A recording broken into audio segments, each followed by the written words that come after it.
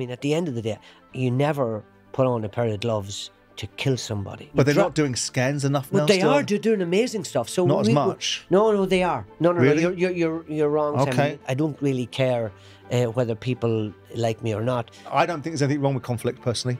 I think in life you've got to face it sometimes. You're in the conflict business as a sport. Yeah, and I remember being in the car with Don King, and he was going, "Barry, you gotta do it, man. I'm gonna give you $5 million." And the guns were cocked and frightened the living daylights, and I thought we were that much from getting shot. This is Up Front with me, Simon Jordan. I believe there are a lot of vacuous, uninformed, unchallenged opinions out there. I want to get to the bottom line and cut through the nonsense. So with this podcast with William Hill, I'm going to get people with strong views who think they can stand them up to proper scrutiny. There's a good chance I might learn something along the way, and more importantly, so might you. Joining me in today's episode is a boxer who went from Olympian and world champion to trainer and promoter. He overcame tragedy in his own career to fight on whilst uniting what was a deeply split nation along the way. Barry McGuigan, welcome to Up Front. Thank you very much, Simon. Thanks for having me on. My pleasure. My pleasure. I've been looking forward to seeing you. A lot of the shows that I've done so far have been with members of the boxing fraternity because I'm a great lover of your sport. Right. It's a sport that I might get involved in. It's a sport that I regret not investing in previously because I spent a lot of money in football. Right. So when I talk to you, it comes from the position of a great love of your particular sport. Thank you very much. And I had a choice in 1986 between, I was 18 years of age and I had a choice. I could have gone to one of two fights.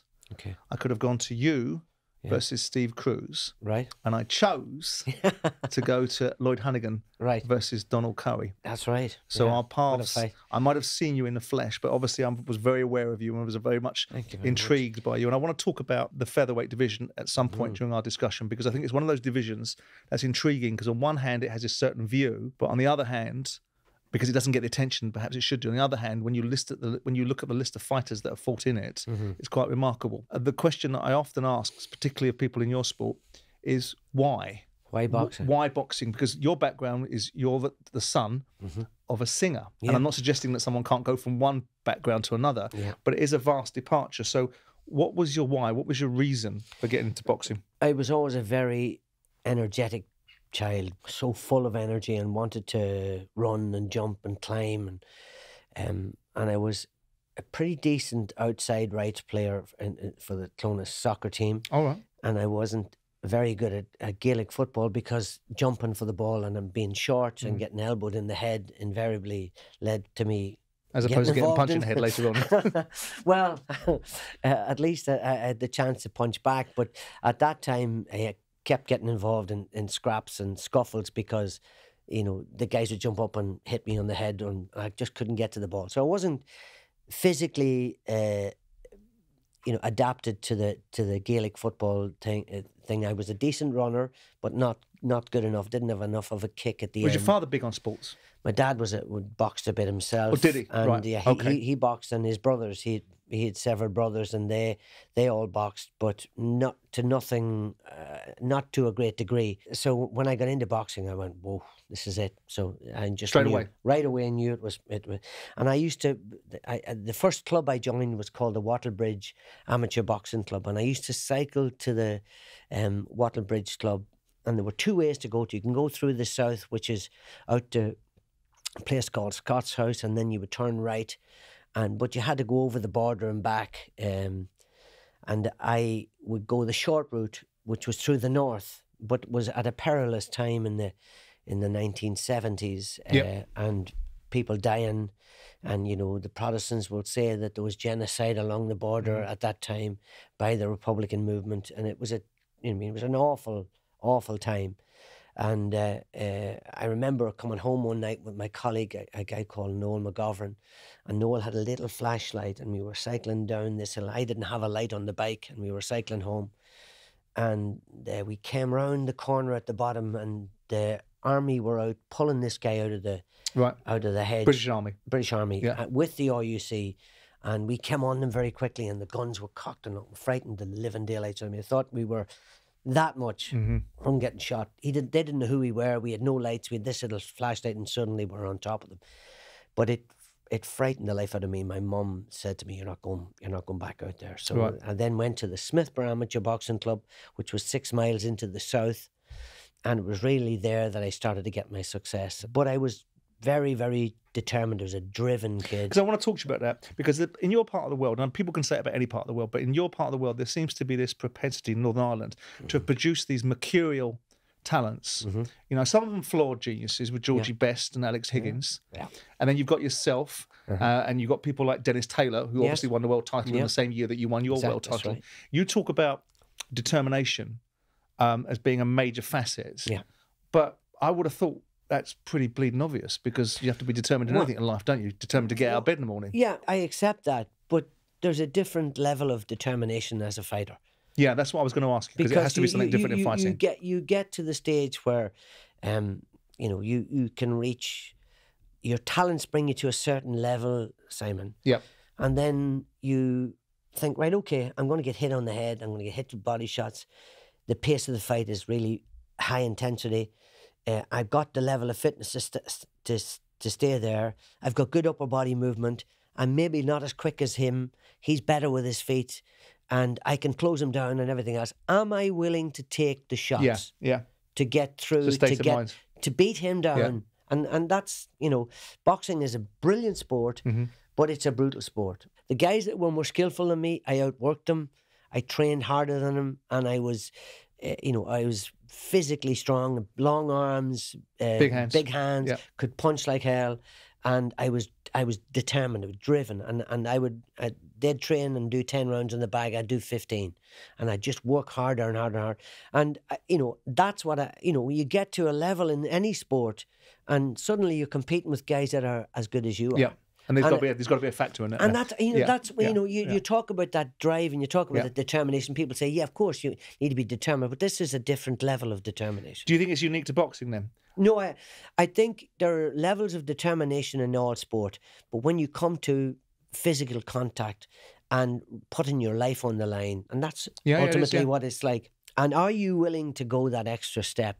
Are you willing to push yourself, put your heart to 200 beats a minute, you know, take shots to the head. Put yourself in the way of it. Put yourself in the way of that. If you're willing to do that, then chances are you'll succeed. Because that's the big question that's abounding now in current times about Anthony Joshua, isn't it? The question is being asked, is he prepared to do what he once did before? Which I suppose... It's a very good question. To use a terminology, it's like you guys have got to look into the abyss and go into dark places, right? And challenge yourself to come out of those. Because if you stare into the abyss, you get the abyss staring back, right? But there's a certain mindset that goes, I don't care what I'm looking at. I don't care what it takes. That's exactly what I'm talking about. You're talking about willing to take risks that others are not willing to take. And I don't think, and just jumping to Joshua, I think Joshua's, and I really like him. He's been great for boxing. He's a very nice kid. I don't really know him personally, but his ability to take a shot has disappeared. His ability or his preparedness to take a shot? Well, I think it could be a bit of both, but it's he's not willing to run into the lion's den again and get fires, shots coming over his head, missing him by whiskers that could knock him unconscious.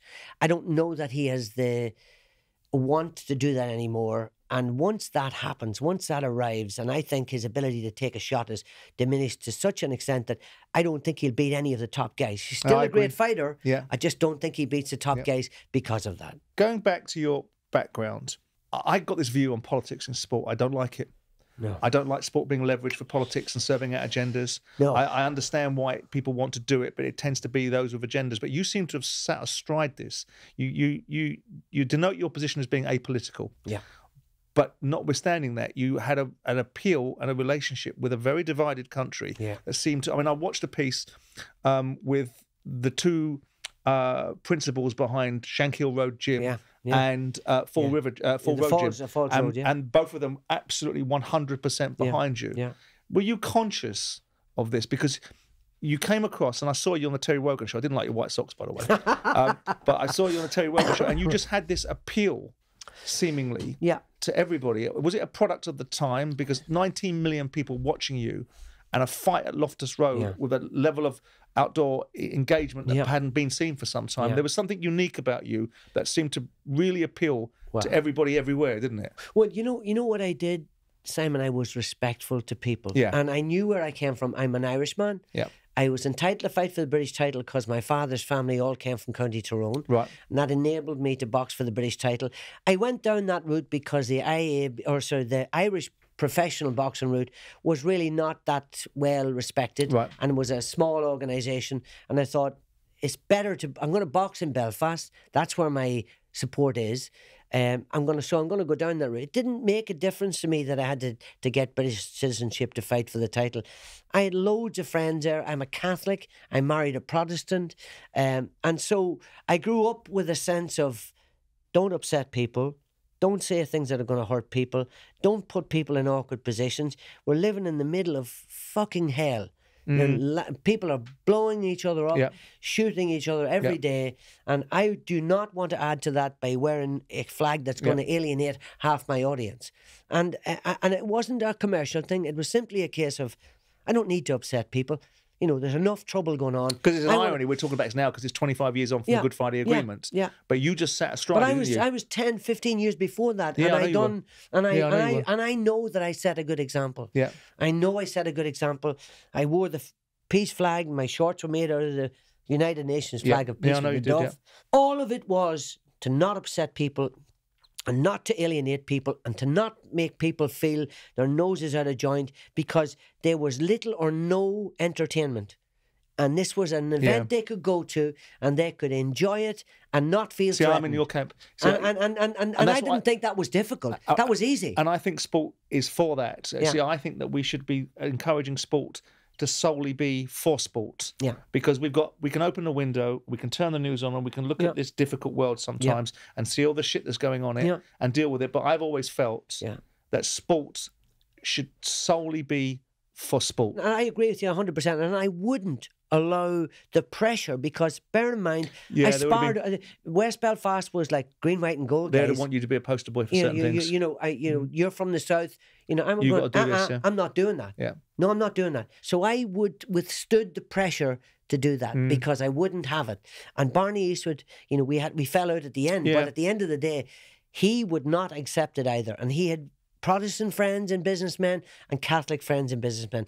I was married to a Protestant, and I didn't, there was such hell going on. Why would I add to that? And that was a similar observation from AP McCoy. Yeah. He had the same view. He was great. He was a great fella. Yeah, which is why I asked you the question about your background and what it brings out in you guys. Because to be at the very top of your sport and to be at the top of anything in life, you have to have a certain view. Yeah. And there's a certain elegance about the way AP McCoy spoke about it. It's the same elegance that you have, which is a balanced view. You're not going to get in the rabid conversations that people want you to have to fight other people's battles. And here's the thing. My grandfather was in the old IRA. He was imprisoned and then let out of prison, and then he was saying, you're going to live under curfew or piss off over the border and don't come back. And that's what he did. Yeah. And he went down to Clones, and he was a signalman in the Clones Railway for the rest of his life.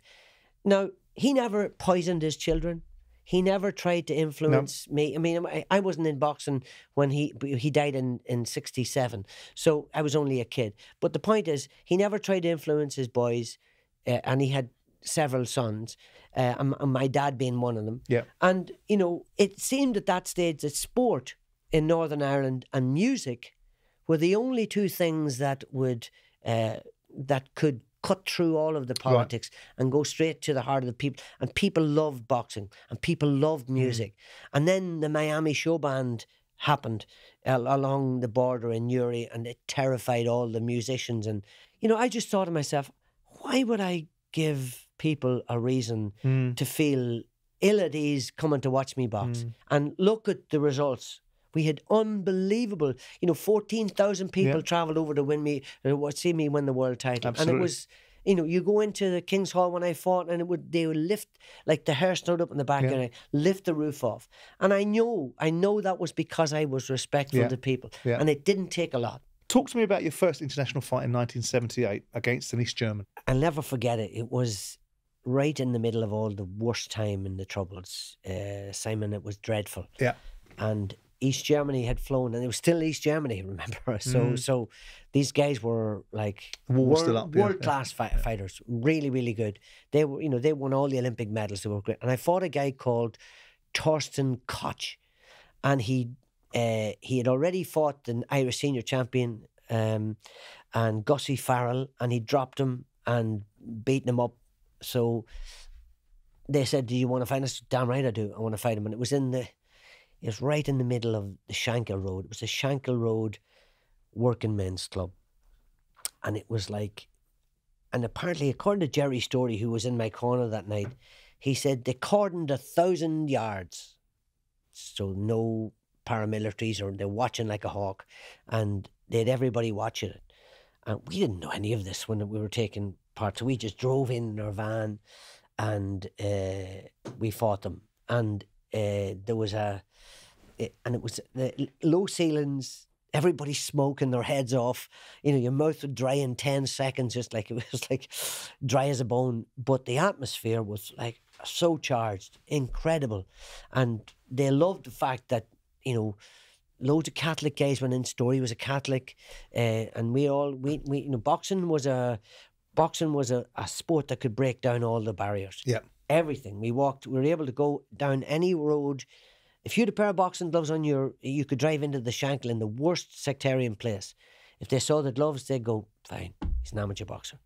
That was your license. So when we went that night and boxed in the Shankill, the atmosphere was incredible. We beat the East Germans. I battered this guy.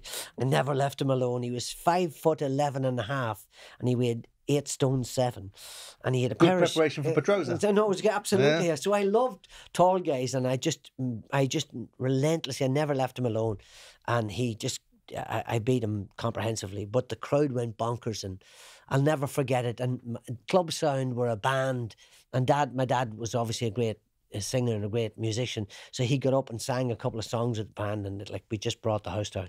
It was great. But when I think of the Troubles, and I think about how intense they were, and the people dying every day, and you know, the most horrible, awful murders. Yeah, and we were able to exist within that framework, and with impunity, and with impunity because of boxing. Yeah. So I owe a lot to boxing. I made an observation at the beginning of this about the featherweight division, because it's always struck me as a sort of, the lighter weights almost seem incidental in the minds of people. Yeah. And not to you as a fighter. No. But when you look at it, you know, the bantams, the straws, I mean, the names that come out, the flyweights like Charlie Magri, they've reached into the public conscious. Yeah. But when you look at the boxing world, and you look at it goes to the marquee divisions like the welters and the middles and the heavyweights. Mm-hmm. But the featherweight division is actually a bloody remarkable division. Incredible when division. You look at the fighters that have come out, you can go back into history and you can see Willie Pep and you can see Hank Armstrong as historic greats. But when you get into there and see that Marco Antonio Barrera, Floyd Mayweather, and of course yourself and the one that you ultimately defeated, Eusebio Pedroza, it's a remarkable division. Prince Nazeem Hamed. Prince Nazeem was a superb fighter. Do you think it's unfair because people go to fights to see action, and they go to see, most of the time, to see knockouts. Yeah. That's what they want to see. Yeah. And they do appreciate the style and the class of certain fighters. Mm-hmm. You had a nearly 90% knockout rate, which is remarkable. Yeah. I mean, it's remarkable. It is, yeah. What do you think about the sort of, it's not an allegation I'm making, it's an observation about the fact that these divisions don't get the attention, they don't get the dough, they don't get the recognition? No. Why do you think that is, given the quality of fighters that are coming through? You want me to be brutally honest with you, Simon? People prefer to see two big fellas knocking the lumps out of each other than two small guys. Right. And it's the God's honest truth. And it's, you know, it's a case of, if you have style and power and all of these, you know, great, and Marco Antonio Barrera, you look at Naz, who is a spectacular puncher, knock guys out and everything else.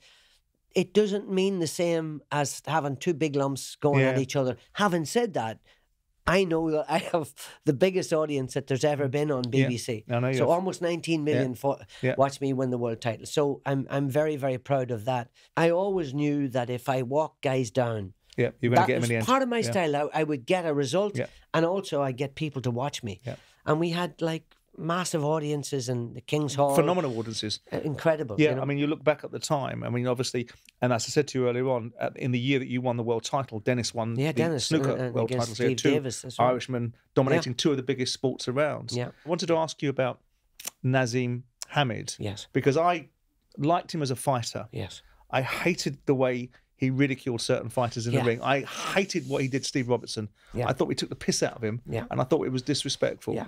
When you look at it as someone that's got a deep relationship with boxing. I want to talk about what you think boxing is all about in a second. When you look at Nazeem Hamed, did you admire him? And was he someone that you would have liked to have fought and felt that you could have got an outcome against? I would love to have fought Naz. Because he got his comeuppance in the end against Barrera, didn't he? He got his comeuppance against Barrera. Barrera was just too solid for him all around, and he didn't put the frighteners on him. It was out in America. It was just his usual stuff. He was too good for him, too strong for him. But I liked his cockiness and I liked his arrogance and all that sort of stuff. And that was Brendan Ingle. Brendan encouraged that because, bring your character with you. I liked all the magic carpets coming in the ring. I like all that sort of stuff. I thought it went too far. I agree with you in absolutely everything you're saying. I hated people dissing fighters. And I even hate it today. You don't need to be rude to your opponent. If you can fight, you don't need to worry about any of that stuff. And it's always been my... It's all, at the end of the day, people remember for your ability to fight, not your ability to be rude to people and cocky and ignorant and arrogant. That's horrible. That's a horrible trait. How do you think you'd have gotten against Nazeem Hamed? I think I would have beaten Naz. I think I would have beaten the majority of guys because I put them under so much pressure. Took his heart. But he was a tremendous puncher.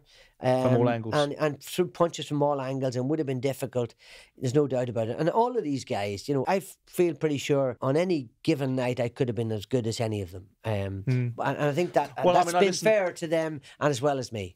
Talk to me about Eusebio Pedroza, because that was the fight for you. This was a remarkable champion, wasn't it? He was the Ring Magazine champion. He was champion for 7 years.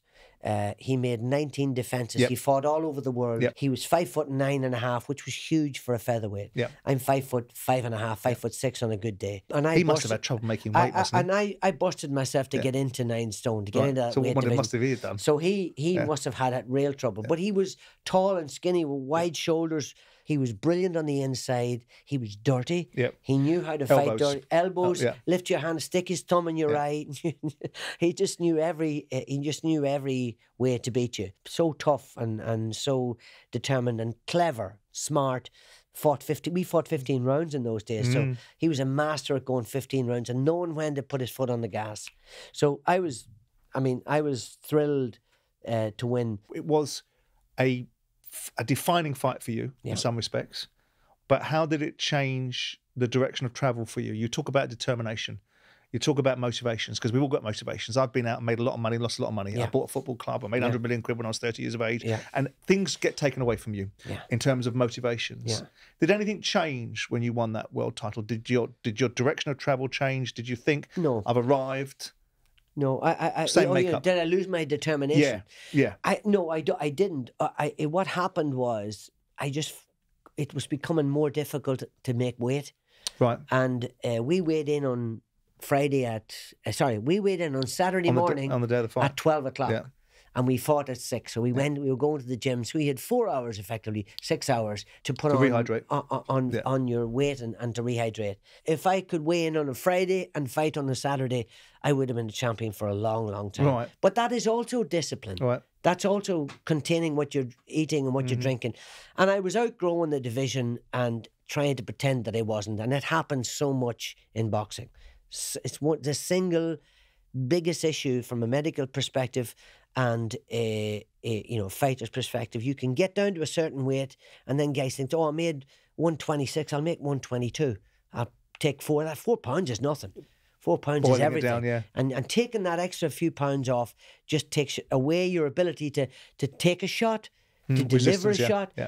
Oh, everything, resistance, power, everything. So I outgrew the division. And what's more, you'll understand this, Simon. The night the year that I won the title, I must have gone to 150 galas and presentations and blah, blah, blah. And I'd end up coming home and Dermot and I would go into the gym at my brother at 12 o'clock at night and would train through to 2:30. And it was crazy. It was really crazy. People wanted me and I was the sort of person that gave myself to people and I shouldn't have. I should have been more. So I'm going to ask you about that. I mean, you obviously had this remarkable fight against Pedroza and beat this remarkable champion. Yeah, a year later, not much more than a year later, just over a year, you lose your title to Steve Cruz, and all the background to that, and that prompts you pretty much shortly after that to retire at 26 in boxing world now, people aren't even beginning their bleeding careers at 26. Yeah. You know, another great in tennis, Bjorn Borg, retired at 25. Yeah. At 26, yeah, it's very young. I mean, I know it's easy for me to say, I'm not the one taking the shots. But at 26, you've lost your title. Yeah. To me, talking to you now, with the way that you get animated about certain things, with the way that you explain about determination, it's almost unfathomable to think that you wouldn't go back and right that proverbial wrong. Yeah, I mean... i.e. losing your title. Yeah. In a manner, because the temperature that you had to fight in and the dehydration and so on and so forth. But as I mentioned here, I was struggling to make 126. Yeah. And I then did come back a year and a half later. I came back at super featherweight, which was 130 pounds or 9 stone 4. But I went through a tough time, and Barney and I fell out, and then my father died. Yeah. And he was my inspiration. Right. And it was very difficult to go on after that.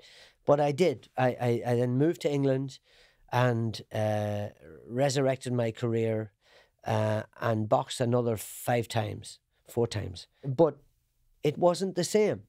Why? And because Dad wasn't there. Yeah. I wasn't at home. Circumstances had changed. And did I work hard? I worked my arse off. I trained really, really hard and put every effort that I could into trying to recapture the form that I produced.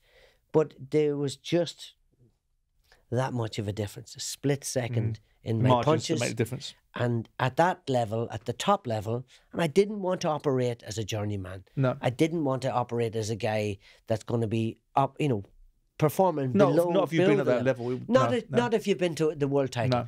No. And therefore, and I knew it's a brutal business, and I'm not afraid to talk about that. It's a brutal, tough business, fabulous sport, but a brutal business. And I wasn't going to be in there when I wasn't performing at my best. And I just said, as soon as that degree drops down, I'm out. I'm gone. And I made that decision after my last fight against Jim McDonald, and I never came back. Yeah. And I never looked back. And I remember being in the car with Don King, and we were coming down from the second Nigel Benn, Chris Eubank fight, and he was in the car with me the whole way down. Reggie Gutters was with me too, and we were travelling from Manchester down to London, and he was going, Barry, you gotta do it, man. I'm gonna give you $5 million. You gotta do it. You gotta come back, and I'm gonna get you on with Azuma Nelson. You're gonna fight him, and I'm going another featherweight great, another amazing fighter. And I just said, I'm done. I'm done. No, you. Anyway, he just burned my ear for 2.5 hours on the way down, but I knew I wasn't going to fight again, and that was it. We're talking about the brutal business of boxing. Mm-hmm. Let's talk about an experience you had in the ring. Your fight with young Ali. Yeah, it was my second fight in London in a club where people sat in the Grosvenor House Hotel. Yeah, the Grosvenor House I used to live in there. You used to live in there? I lived in that hotel for 10 years. There you go. And I knew that fights went on downstairs, and I remember the atmosphere inside those fights was very glass tinkling. Oh, absolutely. And What I'll never forget is that, guys turned up in their dress suits, and they had their partners with them or whatever, and everybody eat. And I come from a raucous atmosphere very formal. In Belfast, and we come into this room where people hardly made any noise, and you could hear the thinking, as you say, of the cutlery on the plates, and tapping the cups. And I thought, what a weird place to fight. And Barney said to me, this is going to be odd. And I went, yeah, it is odd. And anyway, I fought the West African super bantamweight champion. He was coming up to featherweight to fight me. I think it was my 17th or 18th fight. He was a nice boxer, sharp. And I went at him, and I remember I had to make 9 stone to the Board of Control to prove to them that I could do the weight. And remember what I said to you. So I weighed in around sort of 1 o'clock, and then I had to, rehydrate on the day of the fight. On the day of the fight, and then 5-6 hours later, I'm going into box. So it was the first time I'd actually hit 126 pounds or just below it. And I rehydrated as best I could. And so what I found in that fight was I went at the guy in the first, and he was a nice boxer, hit reasonably sharply, found that he was quite quick. I hit him, boom, boom, boom, and I'm hitting him with some really good shots, left hook to the body. And then he was wincing, and then I would go and hit him with a right hand and then a right hook. I just thought, wow, this guy is another level of toughness.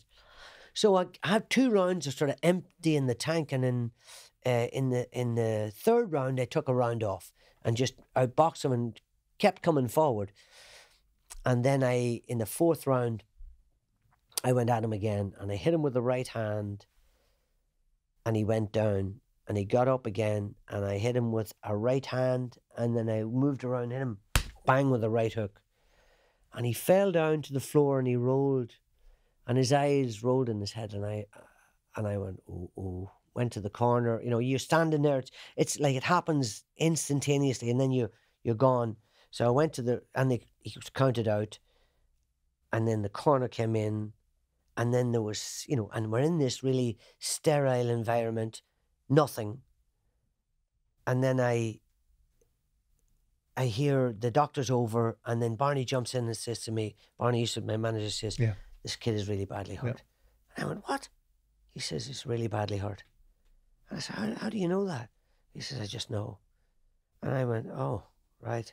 So we waited till the next day. He went to hospital, went to the wrong hospital, because these were the rules that I implemented when we started with the PBA to force the border control. So they went to a non-neurosurgical hospital. So that was no good. He was there for an hour and a half. Then they did take him to the neurosurgical hospital. And so the ambulances weren't up to speed. Yeah. They weren't equipped for it. They weren't equipped for it. So they brought him to the wrong hospital. Then they brought him to the correct hospital. They done the operation. He had a massive subdural hematoma. They drew out the blood that they could. They soldered the vein, stopped it. You know, they cut open his skull cap. They put it back on. It was all of that horror. And we sit and we waited and we prayed and we hoped that he would be better. And he never got better. And they sent him home to die. So he died 5 months later. And that was awful. That's as stark as it gets, isn't it? I mean, and I didn't, you know, as I was saying, I was boxing every month and sometimes twice a month. And I just stopped for 4 months, and I just didn't know whether I wanted to continue, and thought to myself, if I can do this to somebody, you know, and I mean, at the end of the day, you never put on a pair of gloves to kill somebody. No. Never do that. And that's not what I ever wanted to do. But it's a potential consequence. But it is a potential consequence. And then that's why I was so determined to get the medical standards as to the very best. I know you can never stop it, and we know now that it still happens, even with the great concentration and medical results, standards. Yeah, I mean, I went to the Nigel Benn McLennan fight, and I saw literally Nigel Benn taking Gerald McLennan's heart. I didn't realise the damage that was being done there. But yeah, I mean, it's brutal, isn't it? I was there, and I was there for the Watson, and was there for, you know, Paul Ingle. I was there for, you know, just loads and loads of ones that happened up in Carl Wright from Liverpool, and it was, you know, it's a consequence of the business, and that will probably in some parts explain your absolute stridency about anabolic steroids and enhancements. You know what I'm saying is, you know, you have somebody that's on the gear, and they're hitting you around the head. Yeah. It's unfair in all sports, but it's particularly unfair in a brutal business like boxing. Yeah. You know, because and that's why, you know, if you're caught, you're out, and you're never allowed back in. That's always been my attitude. But the night I won the world title, I remembered him. It was the first thing. And I remember crying, talking to Harry Carpenter and saying, this is for this young man. Yeah. This is for him, and that he'll never be forgotten, and blah, blah, blah. You know, I think about the business. Sometimes I think, what am I doing in this business? What am I doing in this crazy business? And did you come close to quitting after that? Yes. Yeah. I was that, I mean, I had no money, not a penny. My wife was working as a hairdresser. I was earning £500 a fight. Yeah. I didn't have anything. And so therefore I had dedicated my whole life, and that's a decision I had to make. You know, I was 22 years old. You're starting all over again. If you're going to quit, you've got to start all over again, or else you try your best to be the best you can be, and, you know, dedicated to him. Wasn't just an ordinary fighter that beat him, but a world champion. Yeah. And that's the way I was able to get through it. But I was on the verge of stopping. So yeah, definitely. And that's why I work so hard. and set up the Professional Boxers Association to try and make the game safer. But the objective was to make the game as safe as we could, to improve the safety standards, to make MRI scans compulsory. Absolutely. Rather than just brain scans, MRI scans, to bring in psychometric testing, to bring in all of the have paramedics ringside, have the nearest neurosurgical hospital within an hour's drive, to have 2 ambulances on big shows. All of that, we worked with the Board of Control, and they were brilliant. They embraced all of it, and it was much more costly, as you will know.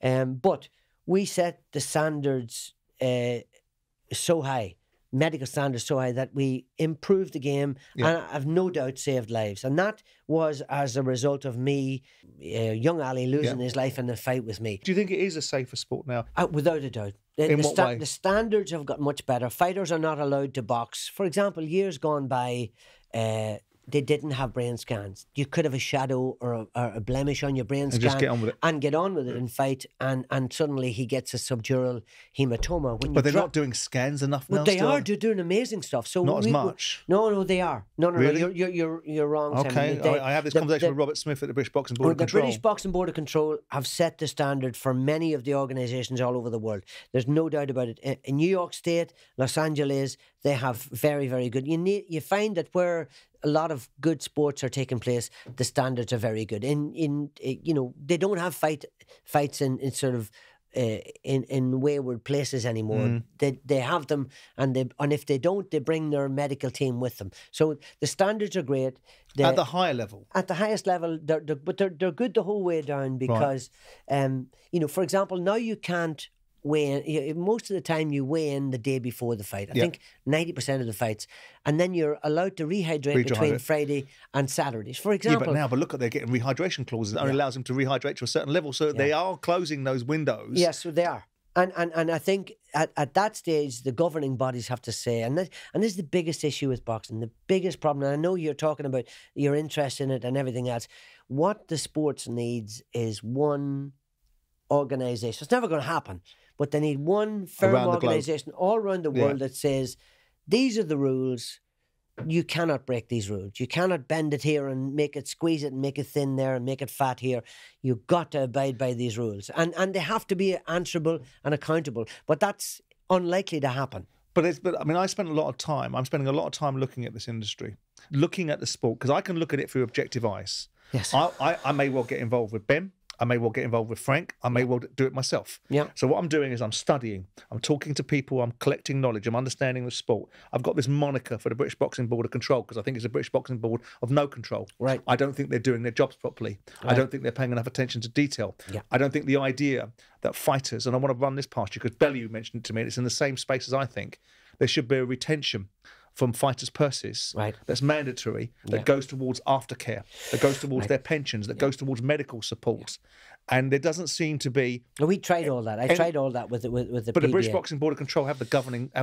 Yeah, they have the governance. So they should have the balls to say to the fighters, if you want to be licensed by the British Boxing Board of Control, then as a matter of course, for your own benefits, we're going to withhold 5% of whether you're getting paid £1,500 a round or you're getting paid X amount per fight. Yeah, right? That's a good idea, but tell me why it doesn't work. I can't tell you why it doesn't work.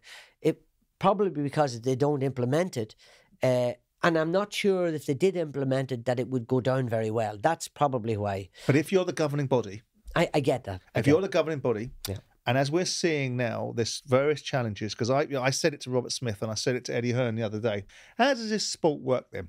Is it at the very top of the tree is the promoter, then the fighter, for governance, by the way, promoter, fighter, then the media, and right at the bottom, the people that have got no authority and jurisdiction, the British Boxing Board of Control, because it seems to me that you're getting pushed around by promoters, you're getting pushed around by the nature of the industry that you're in, and you don't seem to be controlling things. And I was talking specifically about bad decisions with Bradley Skeet, right, who I know you know, and I thought he was treated preposterously by the British Boxing Board of Control and the referee in that fight. Right. The nature of the Conor Benn situation and what's manifested itself there, right, and a raft of other things.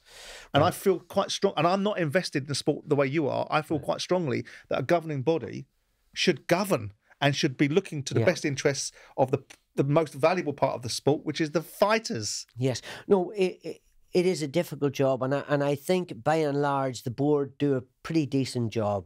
They do a pretty decent job. But they can't be everything to everybody. And I think they need help. Do they need government support? And does there need to be an independent legislation? I don't know. I mean, it's a complicated. There are 1,000 fighters, probably 1,000 fighters, active fighters in the UK. They're probably not big enough to do the job that you want, to be answerable to everybody. I think they're well intended. I think they are well intended. I think they're well intended. I think legislation, and given the fact, because I want to talk to you about current events, and we're going to talk about, in this instance, about, say, Conor Benn. Right. And UKAD. As someone, I mean, I assume you love your sport. Love it.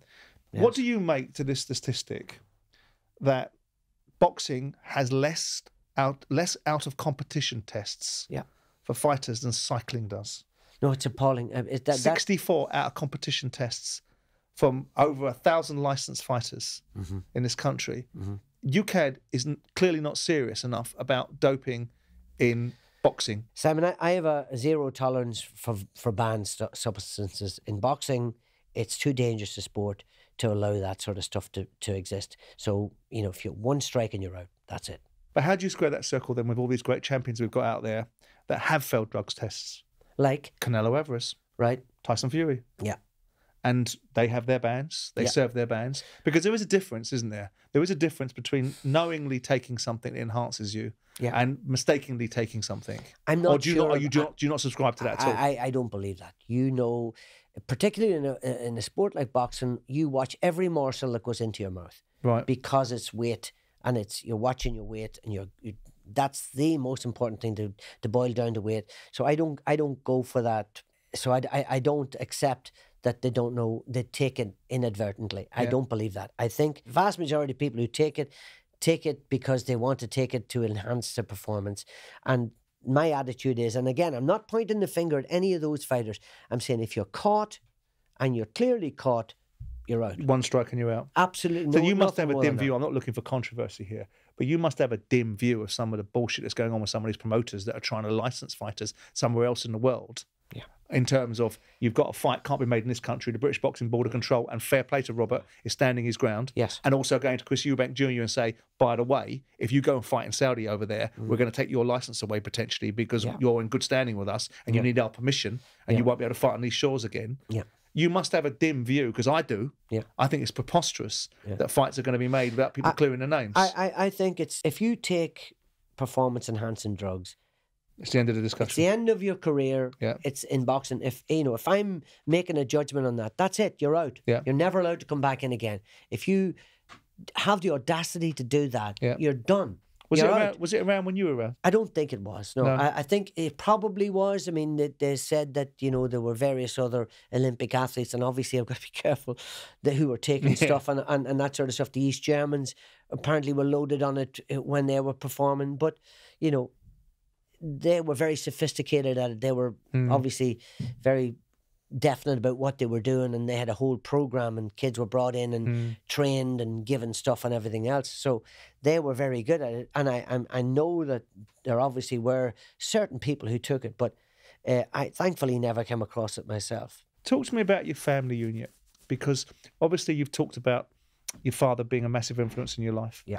And the fact that I didn't know that he'd boxed a little bit himself. I'd made the observation that you come from in fact, your father was a singer. You didn't. You come from a fact that your father loved the particular sport that you ended up doing, right? And of course, like we all did, I lost my father recently, so I know what it feels like. I'm sorry about that. And you lost a part of you, and the desire to fight when your father went. Yes. How important is? I mean, obviously you've got Shane, your son, involved in boxing, and a lot of people have families that can stay in boxing. You've got the Smith family that are made up of all the brothers fight. Yeah. Right? You've got, Conor Benn we just spoke about comes from the Nigel Benn. Yeah. You've got Chris Eubank Jr. Yeah. You've got Joe Fraser's son, Marvis Fraser, that fought as well. Are you pleased that Shane didn't end up fighting and went into training rather than actually putting himself in the way of real jeopardy? I've got the attitude, if they want to do it, let them do it. Don't try and stop them doing it, because they'll do it anyway. He was down in Millfield with his brother Jake, and he rang me up and said to me, "Dad, will you do some training with me?" And I went, "What do you mean training?" Some pads with me. And I went, "What, boxing?" And he went, "Yeah." I said, when did you start boxing? Oh, he says, I started 3 weeks ago. And then it came to the stage where he's either going to be committed to the Irish seniors or retire or turn pro. And he didn't want to turn pro because he knew he'd been always compared to me. It's a bit like, so I know how difficult. Was he good? Very good. Yeah. He was a late middleweight. He could punch really hard. He was a great body shot, great body puncher. He was an attacking, entertaining fighter. But he went and he done a very serious course on strength and conditioning, and he's very good with that side of things as well. And then I went off to Mallorca for a week, and I said, look, will you look after Frampton when I'm gone? And he done the pad work with him, and he said when I came back, he did it far better than me. And so I just said, well, why don't you start training? And he was really good at it. So when he decided to pack in the boxing, he decided he'd become a coach. And he's already produced 5 world champions already. I know, he's 33 years old. And he's exceptional at it. He's one of the best in the world. Yeah, no I've seen him. I spoke to him about Lawrence Okoli. He said he met you in the park. Yeah. Well, I was over there. And he says you asked him. He said he didn't say hello. He said, "What do you think of this scenario here?" And I went, "Who the hell's this guy?"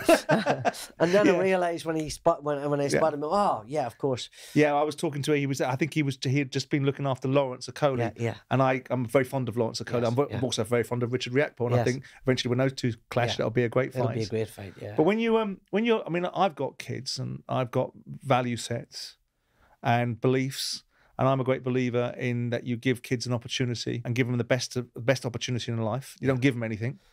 No. But what kind of values did you want to instill in your kids? You know, if you do something, do it right. Yeah. Really put an effort. Yeah. You might not be particularly good at it, but do it to the best of your ability. Yeah. And then time will tell you what you're good at and what you're not good at, and then focus on that. But treat people with respect. Always be respectful to people, because you look around you nowadays, just there's no respect for anything, and it's like really I agree. It's horrible. No value in anything. No value, and be nice to people. Don't take it. It's not difficult. Well, here's a juxtapose for you. You seem to have been involved in quite a lot of conflict in your life, whether it's with Barney Eastwood, whether it's with Carl Frampton. I'm not going to ask you to get involved in Legalese, or whether it's with MTK. Yeah. Isn't the common denominator you? Because I'm a confrontationalist. I won't duck away from anything. Quite possibly. But you asked me a question a second ago. What are your morals? Yeah. What are you asked me? It wasn't that direct. You didn't use those words, but effectively that's what you're saying.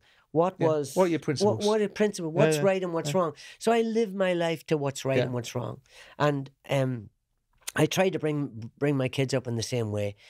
Be decent to people, work your nuts off, do your best, find your talent, and then just, put your life and soul into it. And be good to people. Be nice to people, because you'll meet them coming around the other way. Yeah, treat people as you want to be treated yourself, I suppose. And that's the way I've always been. And so, people, push against me in certain ways, and I let go in certain issues. When others, I feel that it's imperative to hold my ground. Hold your values. I do too. And that to me is important. That's me. When you look at the boxing landscape as we are now, I mean, we look back at you, 1985. You fight in front of 19 million. They would dream. Yeah. They would dream. They could wish to get those kind of boxing figures now. You've got DAZN struggling to get numbers. You've got fighters around the world fighting in different environments. You fought in front of 19 million people. You must have a view now of what boxing is and what it's become. You have an elegance about you. You have a respect-based culture. Our fighters seem to spend their whole time trash talking about one another. We seem to spend more time talking about fights that don't happen. Yeah. If you were to give an assessment and a praise of boxing in the 21st century, what do you look at it as now? With the promoters that are there, with the challenges that we've got, with the fights that don't happen, and all the things that you see, because you love boxing, right? Yeah, absolutely. So you're best equipped to answer this question, and we sit back and listen. I'm very disappointed that we haven't seen Tyson Fury and Alexander Usyk. It seems to me that Usyk is the one who wanted it more than Tyson. What do you make of Anthony Joshua?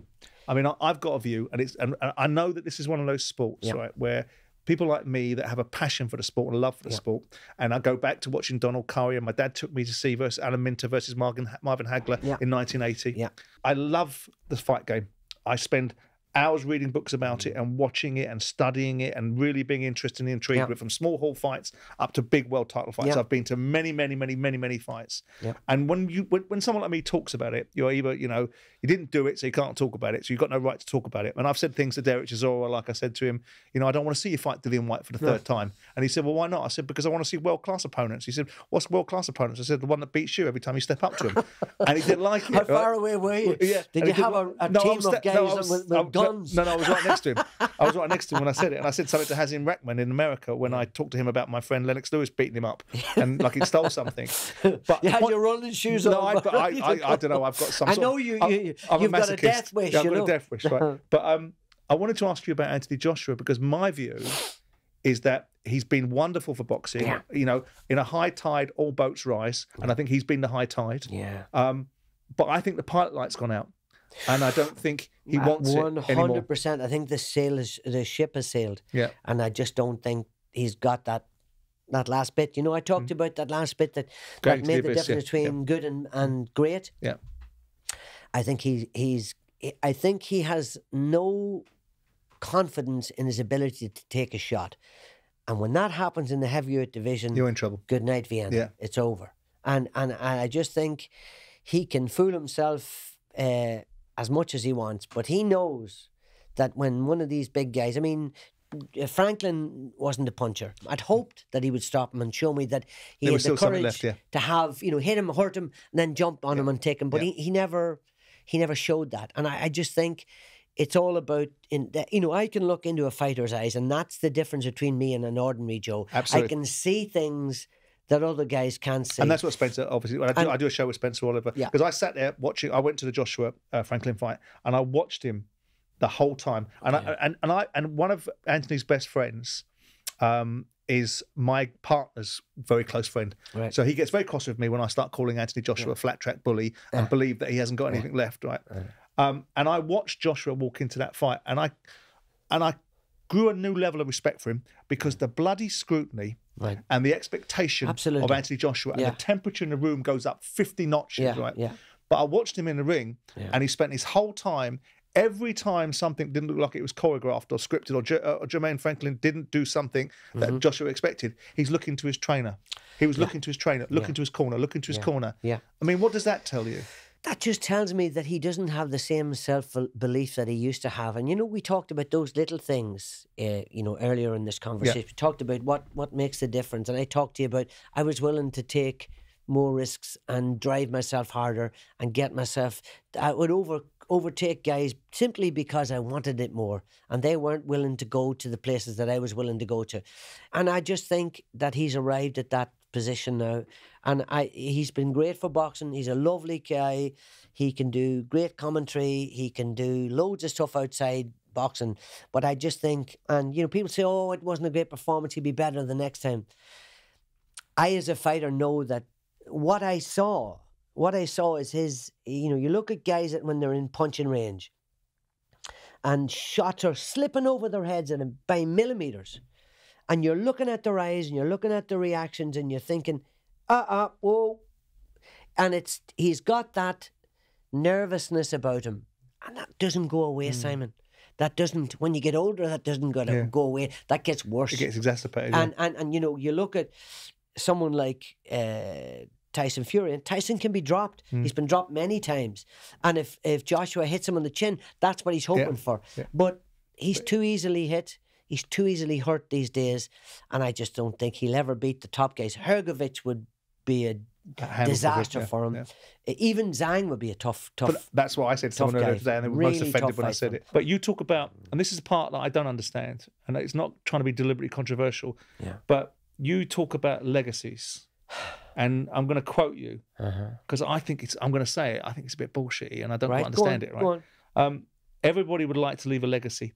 Anybody that says that they wouldn't is telling lies. What's the point of life if you don't care what people think of you after you've gone?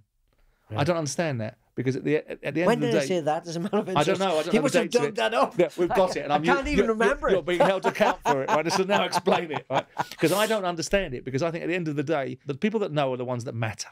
Yeah, you know what it was, Simon? I probably said that when I was younger. Right. And I've had a lot of life experiences since then. And, you know, of course it matters that people remember you. And you'd like to think people think of you fondly. You don't. But no. I do. I just don't care if they don't. I know what my values are. I know what I've done. I know who I've done it for. And I know the achievements I had in my life. I don't particularly care if someone I don't know thinks I'm this or thinks I'm the other. Well, likewise. The people who don't like me, I don't give a fiddlers. Right. I really don't. And if they don't like me and they say things that are bad about me, that doesn't worry me one jot. What I do want to do is you want to win, do your level best. If you can entertain people along the way, great. If you can leave memories that people will have for a lifetime, that's great. I think I've done that. I've achieved at the highest level. I kept my moral compass. I treated people with respect. I was good to people. Along the way, I was nice and decent to people.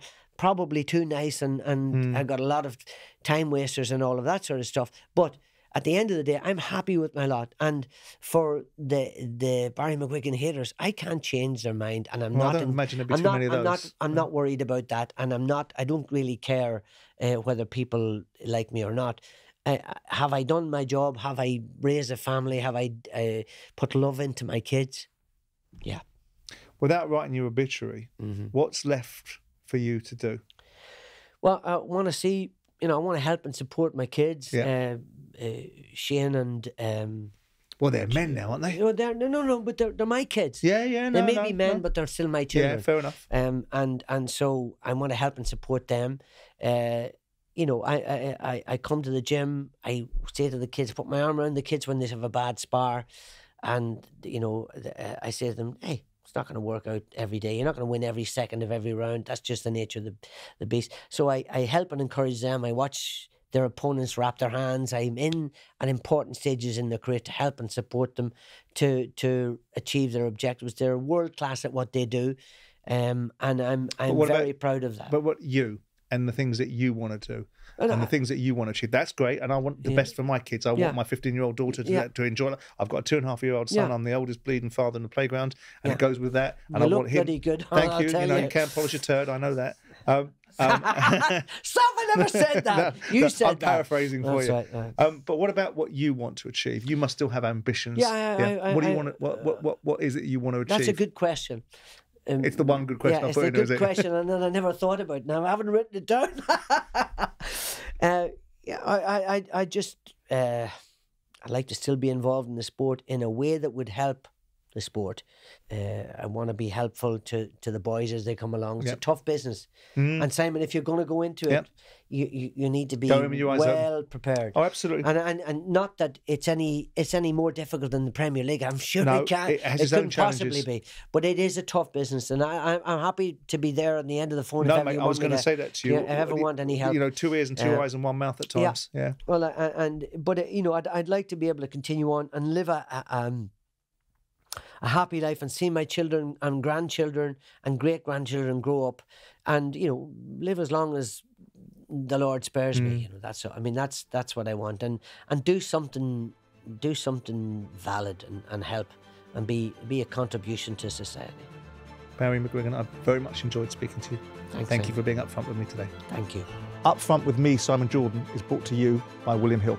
Future episodes can be found on YouTube, Spotify, or wherever you find your podcasts. 18+, please gamble responsibly.